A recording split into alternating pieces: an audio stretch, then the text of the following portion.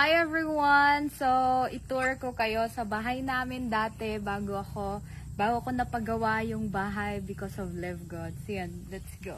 Sa lahat po pala nang nagtatanong kung kailan ako nakapag-start kay Live God, nag-start po ako nung last year, April 2023. Okay, and ito po yung bahay namin after Yolanda 2013, no?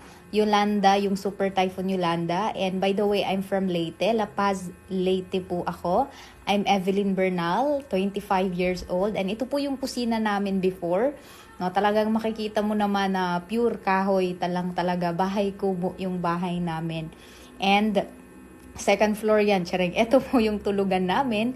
And dito po talaga kami natutulog sa sahig. And makikita nyo naman po sa taas, no, yung mga yero, yung mga tagpi-tagpi namin na bubong. Makikita nyo naman na every time na umuulan sa labas, ganun din po sa loob ng bahay. No, makikita nyo naman yung butas-butas na yero sa taas. No, kaya nung time po na yan, na ganyan na po palagi yung nakikita ko. Nangarap po ako ng sobrang laki. And pinag-pray ko po na mabigyan ako ng tamang opportunity. And talagang nung naging part ako ng Live Good, sinipagan ko syempre. No? Kasi sabi ko nga, before man lang mawala yung magulang ko sa mundo na to, at least meron man lang silang bahay, magandang bahay na matutulugan.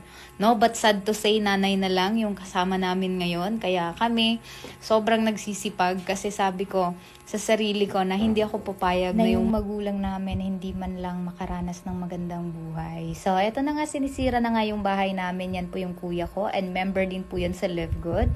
No, malaki na po yung community niyan. So, eto na nga yung morning routine ko na nagwo-work from home na rin po ako dito sa amin. No, and actually hindi pa yan tapos pero sobrang grateful ako because of Live God. Thank you, Lord.